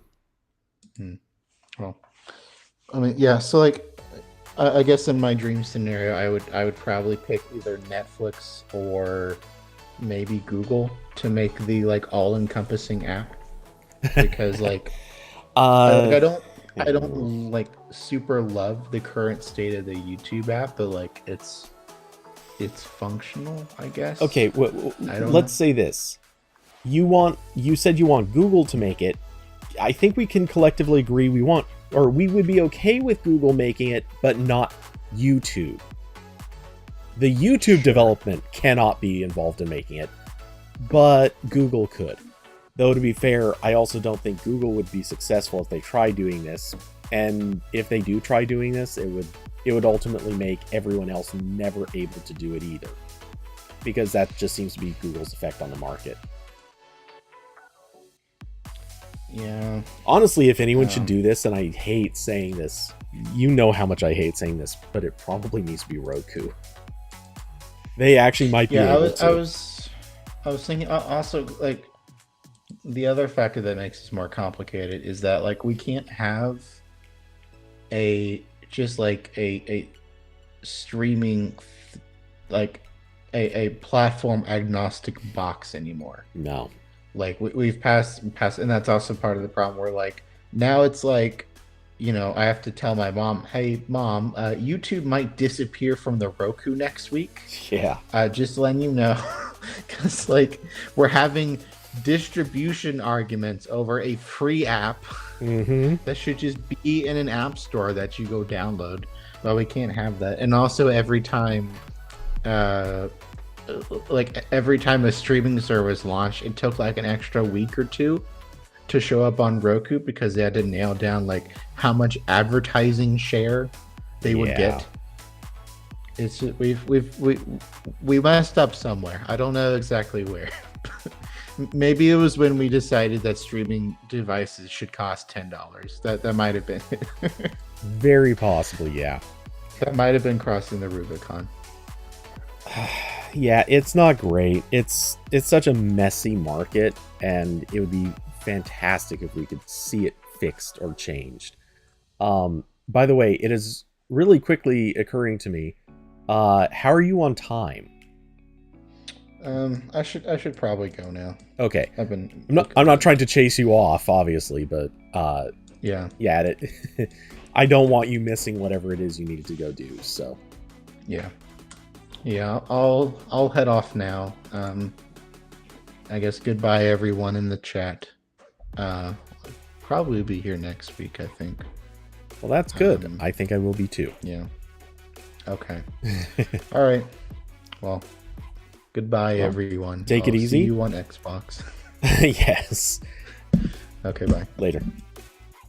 Okay. So, yeah, as far as TV goes, one of the things that I think we're always going to be facing is companies are going to want to or one of the other aspects of it, companies are going to want to keep controlling their own uh their own services, because it also allows them to experiment with things where if they're working through another company, that leaves them asking the company to do things for them.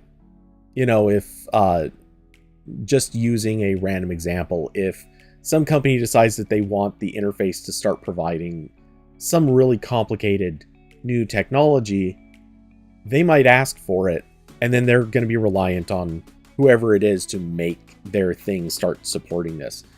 And this also gets messier in the fact that let's say, just using Amazon's ID thing, their Fire TV, like I identify whoever's in the scene feature. They could ask for something like that, and the company there that is like the central point of doing all this, they could spend, I don't know, 5-6 months developing this feature, testing it, making sure it's good and working. And then lo and behold, they come out with it, and then some other company's like, oh, hey, that's a really cool idea. Can we use it too? And then this puts a weird strain on both sides, where the company who has now built this feature, they want to be able to offer it to everybody. Amazon would be pissed because it's kind of the thing they came up with. And the company that is asking for it is basically sitting there saying, okay, well, if you say we can use it, Amazon is angry. If you say we can't use it, you guys just spent a whole bunch of time developing this thing just for one company to use it, and now you're going to stop us from being able to ever do this? Like, do we get to implement our own version of this? Can we have it done a different way that works for us? And yeah, those series of questionable issues never really works itself out. And I'm sure there'd be a lot of infighting among all the clients, which eventually would lead several of them to try to push back to their own apps as a preference over whatever the central app would be. Anyway, not trying to talk this thing out of existing because I would love for it to happen, but it is what it is. Let's see. Also, just as a little side note, it's not super important or anything, but the Paramount Plus Showtime thing that came up, as a side note for those who might care about this, I don't know if anyone here does, but it recently came out that Dexter New Blood, if for any Dexter fans out there, Dexter New Blood, which was their sort of reboot of the series, has semi-officially, or maybe now it's official, it is canceled. They are not bringing that back because rumor has it, or at least the rumor I keep hearing, the show did well in ratings, but nobody liked the guy that they got to play Dexter's son. And since the show would kind of have to continue centered around him, that would be a problem if no one likes him. So, meanwhile, there are rumors that apparently they are looking at doing other versions of Dexter, which the prevailing one right now would apparently be a young Dexter, kind of like him growing up. I'm not sure how that works, if it would work, and I'm especially not sure if they could get Michael C. Hall to somehow be involved, because I think any version of a Dexter show without him would be a failure, but it is what it is. So we'll see. My going theory is that they're probably going to cast him to be like a narrator rather than actually on screen. If they do this, but we'll see. Let's see. Also, switching gears. Oh, I can close that tab, especially because I've had this focused on my face the whole time and not on a web page. Oops, and I forgot to switch to this version of it. There we go. Wow, I was also sitting very low in the camera view in that last shot. All right. So, adjust the camera a little. We're good. So, for those that may not have caught this, GitHub is basically expanding their links out to social networking profiles. And the biggest news of this one is they added Mastodon support. So, if you want to link your GitHub profile to a Mastodon account, you can now do that. And not only can you do that, but it works with the verification system. So basically, whenever you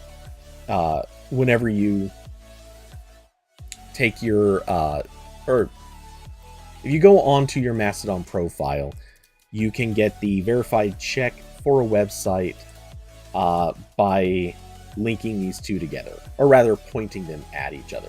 That's probably the better way to say it. So for example, so on my profile, you can go in here and check. I have verification by press check. This is basically just it's a very loosely put together, kind of rushed verification system where somebody was collecting names and links to accounts for members of various types of news, press, whatever. And so they linked to me, or rather they linked to my profile, and my profile links to them, or, well, links to this page, and that's how it gets the automated check here, as opposed to these others that obviously do not link back to my Mastodon account. So anyway, yeah, that is now a thing. And considering it's GitHub, people take that obviously a bit more seriously. I will note the one minor complaint I have about this, and it is a very minor complaint, but I think it counts. It is the fact that I have already filled in. I should have looked at this earlier, but yeah, I've already filled in all of the 4 slots that Mastodon gives you. So I don't know what I'm going to take off this list in order to put GitHub on there. Or I might even just leave GitHub off and put a different one on. I don't know yet. Anyway, so yeah, that happened. And I was trying to talk Corbin into talking about that earlier. He wanted to focus more on the fact that Buffer finally rolled out, or not finally, but very quickly rolled out their support. So kudos to Buffer for that. We talked about it, I think 2 weeks ago, maybe 3. So it's good news if you use Buffer. Or it might be a good incentive to start using Buffer if you don't already. Let's see. Anyway, what else do we have on this? Actually, I only had one other topic kind of prepared, and actually I went into tonight forgetting about this, even though I had just read it and literally just talked about it minutes before the show. But I was reminded of it a little bit later. Let's see, which article do I want to pull? Unfortunately, I can't find the one that I read earlier. But, so regarding Intel, of course, everyone has heard Intel did a big price, or sorry, not price slash, but a big slash to various people's pay. They cut, let's see, yeah, so here's a key paragraph on this. Intel CEO Pat Gelsinger will receive 25% less pay, which, by the way, hell yes. Hell yes to the fact that the top level person is actually going to take the largest pay cut. That is finally. The rest of the executive leadership team will take a 15% pay cut. And they're cutting pay for all mid-level managers by 5%. Now, I don't know if this is true, but I've heard this is apparently affecting a lot of the engineers too. Which, I don't know that that's actually true based on some of the articles. There are some articles claiming that it's basically everyone down except for like the lowest paid people, which would imply, you know, like HR and janitorial and, you know, the like support staff. But I was hearing engineers were affected too. So some articles are claiming they are, some are saying it's just the mid-level management, stuff like that. So we'll see. But yeah, still a 5% cut for mid-level managers. They are also cutting, and this article I believe doesn't mention it.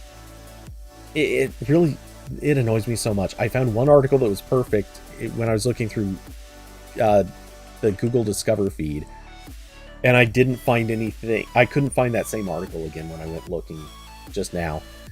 But they are cutting 100% of all quarterly bonuses. They're cutting.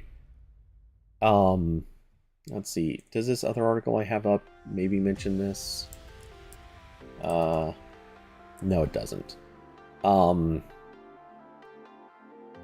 Anyway, I remember enough of this. They're cutting various other performance bonuses, etc., etc. Like if you work there in any capacity, you probably did take some kind of a cut. It may not be to your base pay in all cases, but if you work at Intel, chances are you are not making all the money this year that you should, or that you expected or should have made. Again, I assume there are exceptions for like janitorial. I don't think they had any room to cut those people. But to be fair, they also did cut a number of employees, so chances are they got a lot of them in that crossfire anyway. Now, here's the thing, and the part that is a real problem. Guess what they didn't cut? There's one thing they didn't cut. It's the stock dividends. So if you're an investor in Intel, you're going to get your dividend payout at that you expected. So they are taking money from employees effectively so that they can pay investors. This is something employees are furious about. I've seen a number of Intel employees basically rage out and say, hey, I'm going to go look for another job because this is screwed. Like, this is not how you keep people in place. You don't get to keep your talent if you're going to take money away from them just to give it to some investor out there who bought stock a couple years ago. So yeah, it's not a great image. It's really hurting you if what you're going to say is that random investors are worth more to you than the people who are actually keeping the company operating. So yeah, this is a bad situation for them. As it stands, I can understand like everyone kind of needs to take a some form of a hit when a company is not making its money, and obviously Intel right now is suffering some pretty substantial value loss. Their sales numbers have been pretty crappy this last year. The stock price has plummeted. The company, I don't think it's going anywhere right away. But it's not looking good. Oh, plus they apparently, I didn't read into this, but apparently they killed all of their plans having to do with the RISC-V architecture. I guess they were at least researching getting into that, if not actually developing something. But that's going away apparently. So yeah, this is just not looking good for them.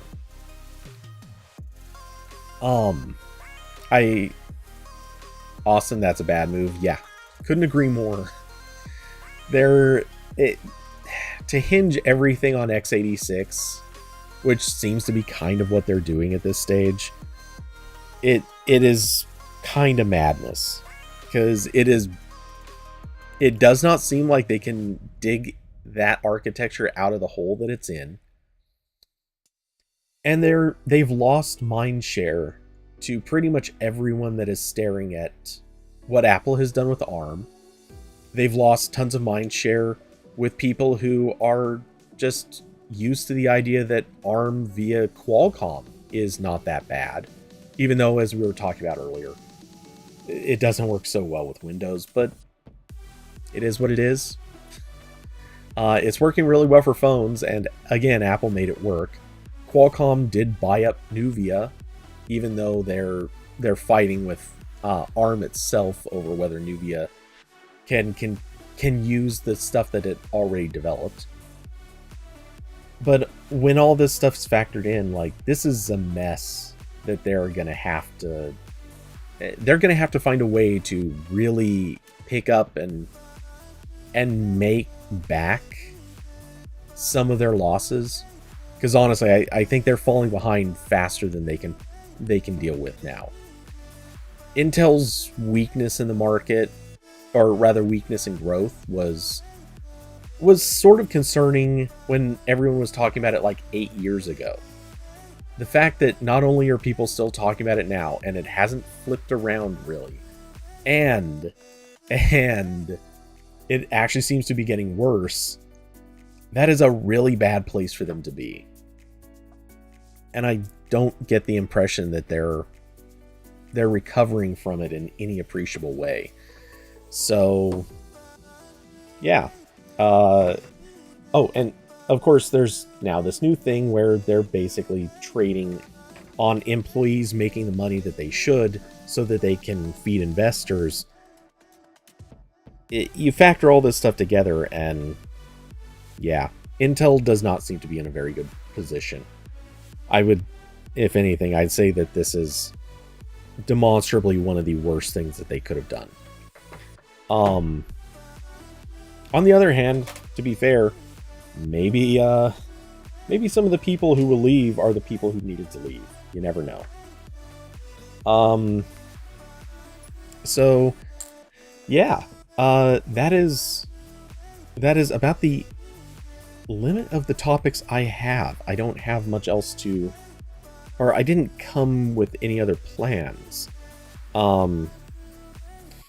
So, which raises the question is, are there any topics that I believe Austin, you're the one I can tell for sure has been in chat. Are there any other topics that you can think of that are worth calling out this week? Because I'm kind of at a loss. That being said, and also, this is completely dumb and I don't need to be doing this, but for whatever reason I've decided I'm also going to update my S21 or S22? S21? Whatever it is. Which means I have to move my SIM card to do it. So I've been fiddling with that for the last minute as I slowly get this thing in place. I know that's not super interesting, but because it is it's an AT&T model, we don't you have to actually plug in your SIM card to get firmware updates because they're that stupid. I will never ever forgive them for being so freaking stupid about this.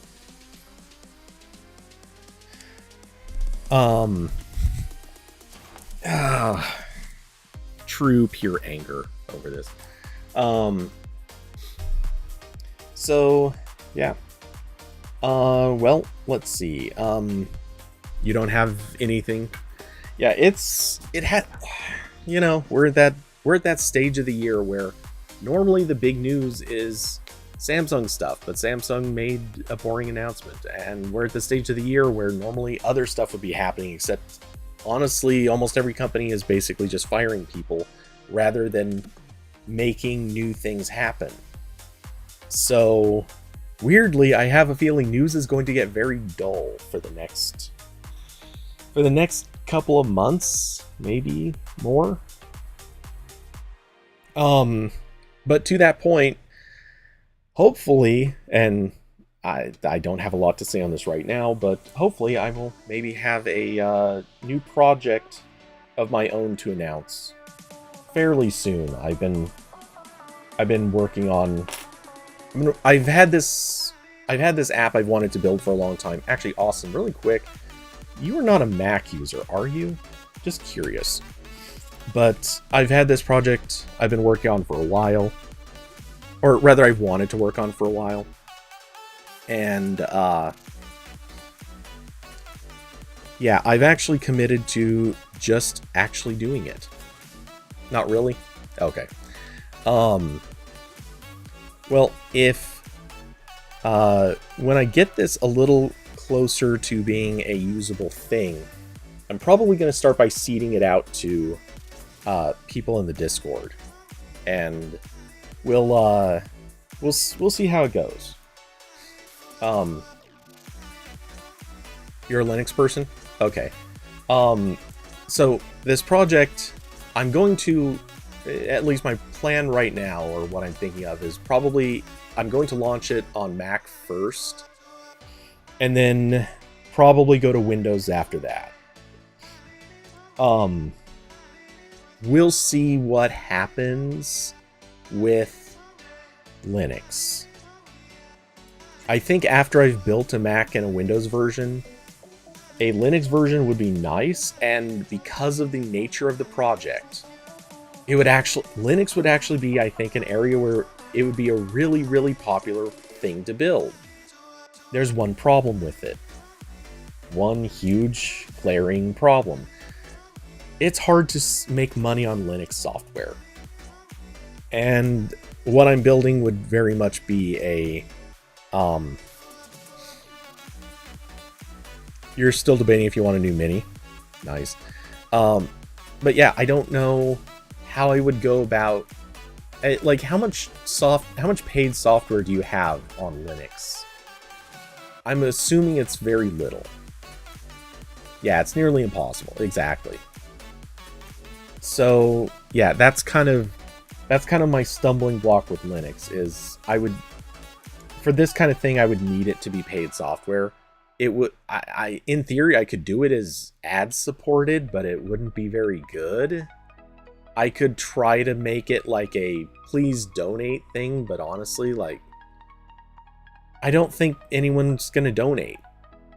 That's one of those things. People don't donate enough to ever make donationware be viable. Especially in tight circumstances. So it'd be nice, and believe me, when you see what this software will be able to do, I'm building something that would make it, when it comes out, I'll just say it blows away everything that is on the market already. There are plenty of things like this, but nothing that goes as far as what I'm building. And Linux people would love it, especially like in the actual IT space. There are IT people who would kill for this, but yeah, if I don't have a way of selling it, there's not much of a choice there. Though I suppose for businesses, they're a little bit more business license oriented, so telling them that they have to pay for stuff might work. I don't know. Oh, actually, maybe that actually is a way of doing this. I might need to look at that. You know, just basically put a license on it saying, hey, this is donationware for regular people, but if you're using it in a business, you have to buy a license. Literally just putting that there might get some number of companies to pay for it, and then charge unfairly high prices for business licenses, because that does seem to work for some companies. I don't know. I might look into that.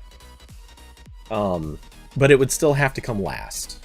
It's unfortunate to say, but like, this is something that I can put into the Mac App Store, and I can put into the Windows Marketplace, and it would sell in those places, or I could just sell it independently. But yeah, but it would be neat to do that for Linux people too. Anyway, we'll see. How dare I? It's a year of Linux. One of these days that might become true. It'll never happen. Watch as I've now committed to saying it'll never happen, and it'll totally somehow happen.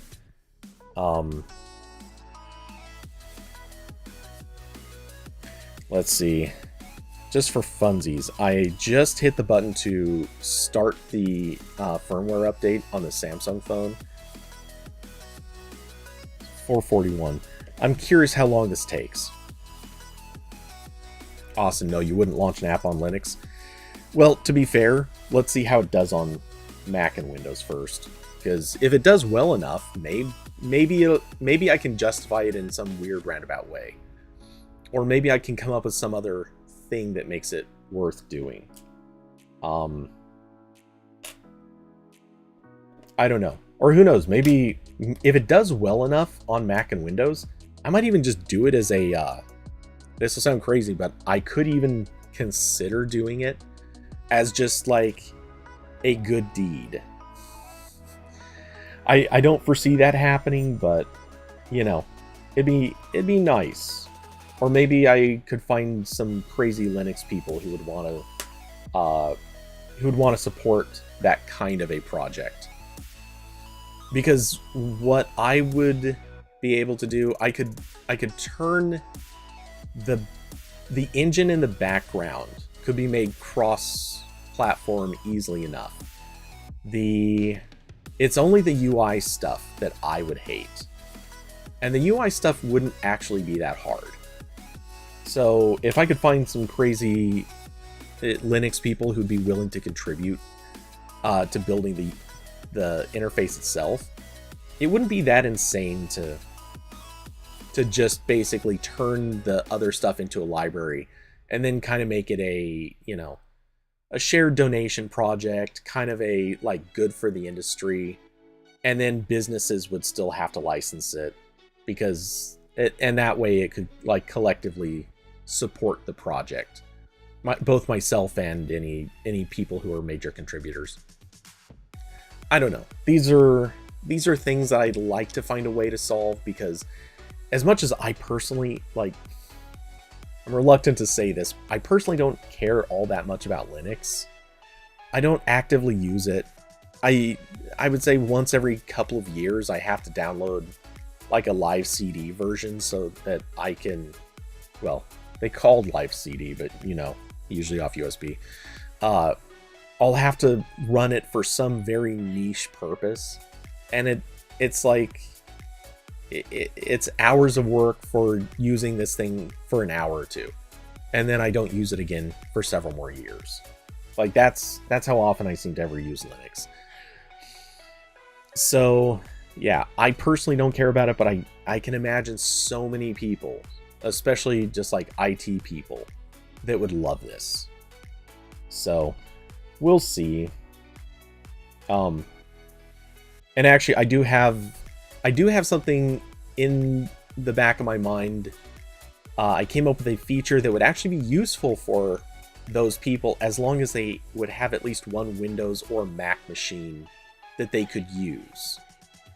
Ironically, there is a really sneaky way I can turn this into a tool that could still be useful for them, as long as they're willing to jump through some extra steps and maybe do some unpleasantries in the process. This firmware update says it is 45% done. That's actually not terrible. It's furries. IT people love furries. I should do a furry mascot for this. That is genius. Can you imagine how much they would donate if the mascot is a furry? Oh god, it's terrible, because that is both the worst kind of joke and also kind of probably too true. Oh, that'd be so weird. And I'm not weird in the shaming way. Just weird in the it's actually probably true. That is a community that they would probably be very happy to support something that is accepting would be the wrong word, but cordial to their interests. I think cordial is the right word.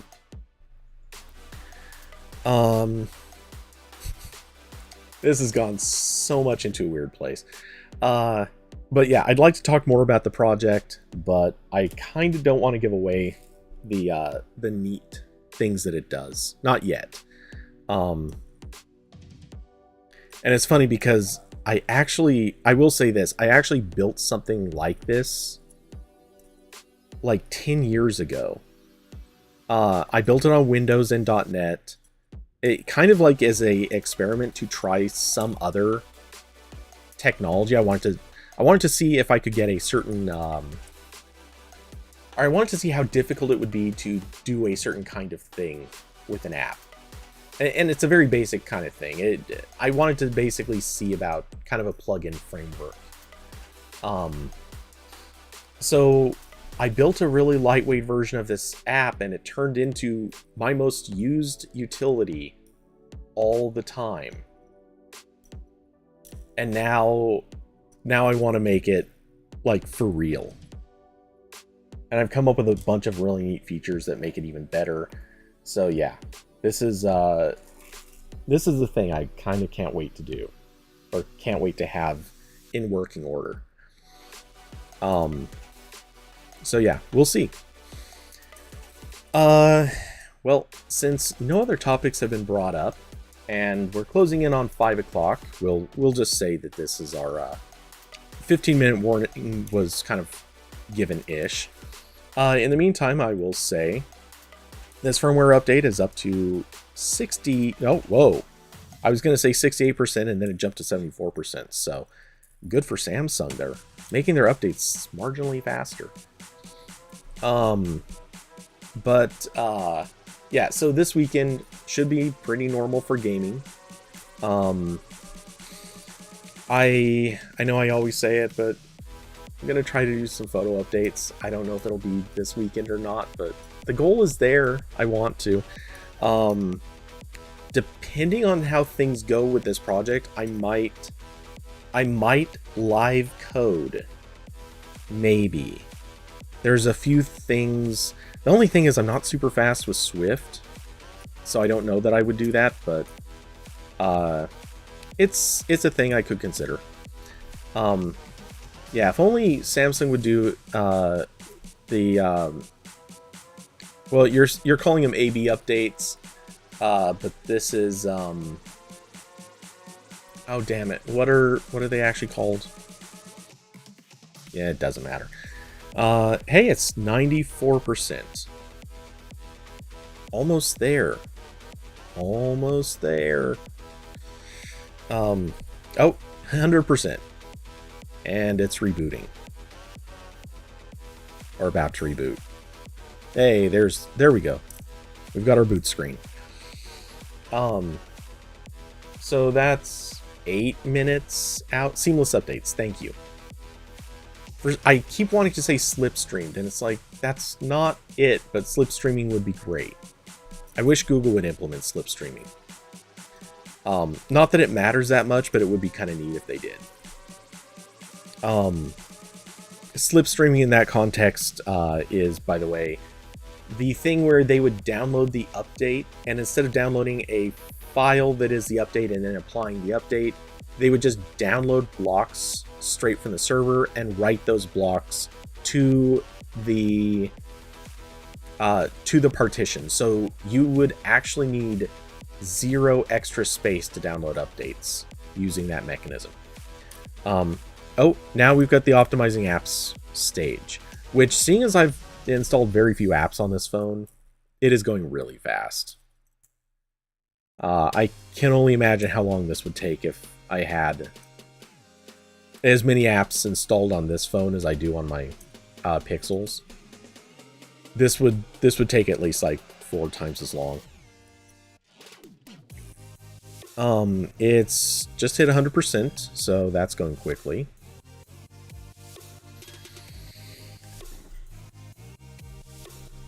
Oh, and we're to a lock screen.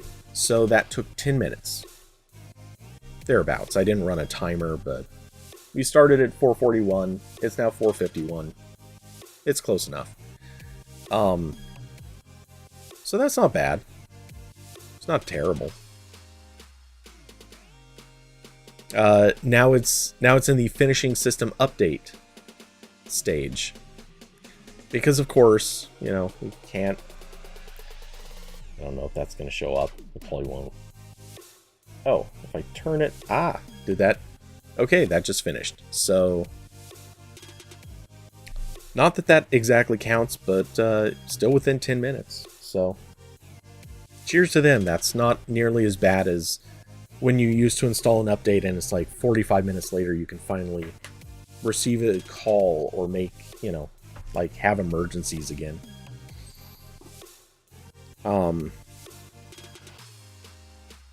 And now, for the fun part, I'm going to...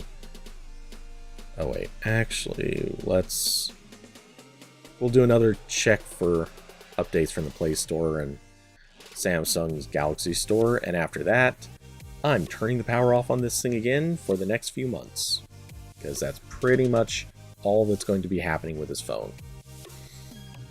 Anyway, so, yeah, I'm pretty much out of things to say. Let's see, power off. You're done. Goodbye. Well, with that, Austin, thanks for coming around. To anyone else who watches this stream later, thank you for coming by, hanging out, being part of the conversation, or at least listening to conversations such as it is. I hope you all have an excellent rest of your week. Of course, as always, come check out the movie update when it comes out on Friday. And with that, and of course, for those who would like to support the channel, there are links down below to Streamlabs, Patreon, Cash App, and I will probably add a few links to referral things just for the hell of it, because why not? It's a thing. But with that, thank you all for coming by, and good night, everybody.